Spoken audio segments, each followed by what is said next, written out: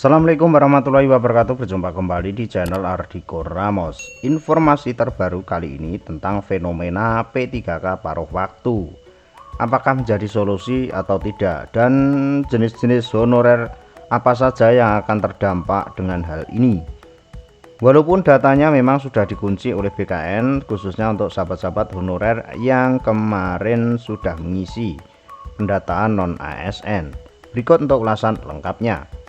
Dikutip dari CPNN yang terbit pada hari ini, data honorer sudah dikunci, siap-siap jadi ASN jenis baru, gaji di bawah P3K. Benarkah demikian?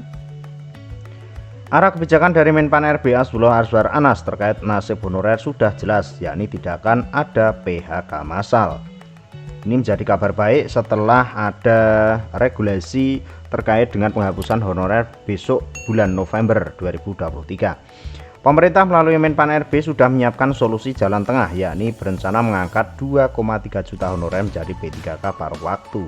Seperti tercantum dalam inventaris masalah rancangan Undang-Undang Aparatur Sipil Negara atau DIM RUU-SN yang beredar di kalangan non-ASN. Rencana penghapusan honorer mengacu pada surat edaran Menpan nomor B185 MSM 0203/2022 tentang status kebudayaan di lingkungan instansi pemerintah pusat dan pemerintah daerah. SE tertanggal 31 Mei 2020 tersebut menjelaskan bahwa ketentuan UU Nomor 5 Tahun 2014 tentang ASN terdiri dari dua jenis, yaitu PNS dan P3K.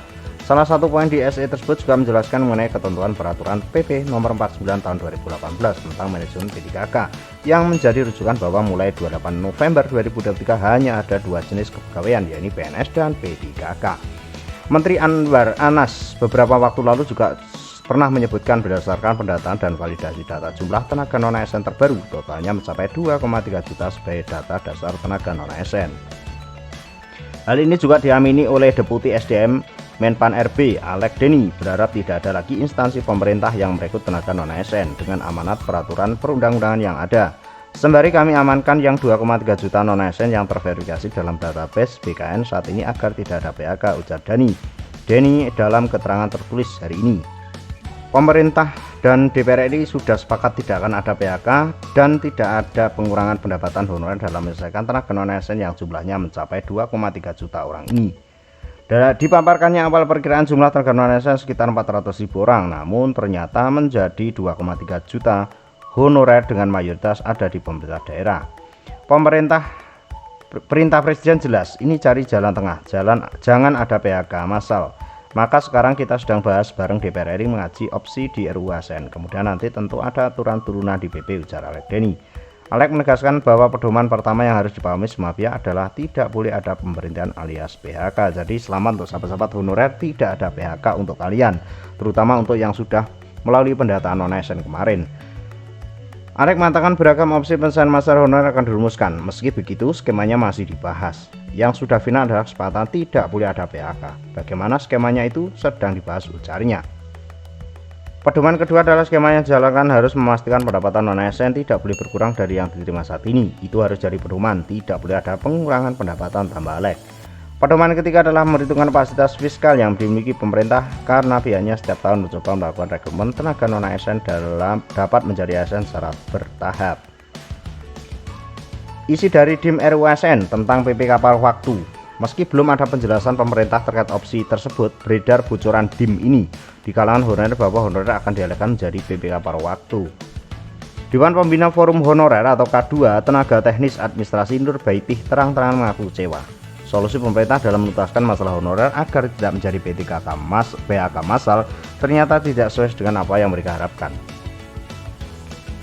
Isi DIM RUU-ASN ini tidak sesuai harapan honorer K2 khususnya, sebab Menpan Azwar Anas membuat penyelesaian honorer dengan istilah PPK penuh waktu dan PPK paruh waktu, kata Nur Baitih pada CPNN hari Kamis kemarin.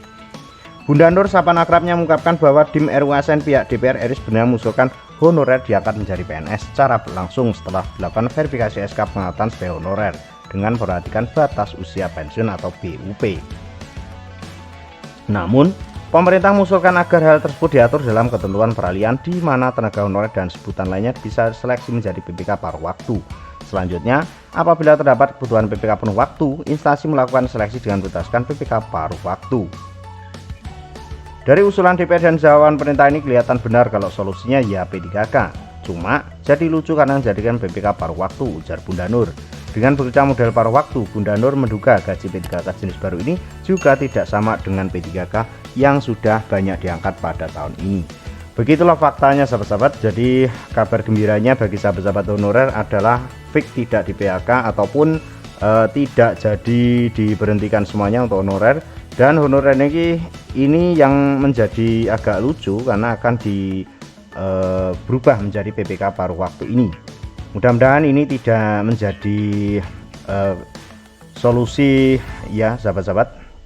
Mudah-mudahan solusinya tetap menjadi PPK penuh waktu. Mudah-mudahan informasi ini bisa bermanfaat. Pantau terus informasi terbaru seputar honorer dan P3K di Ardhiko Ramos. Ada kurang biasa maaf. Wassalamualaikum warahmatullahi wabarakatuh.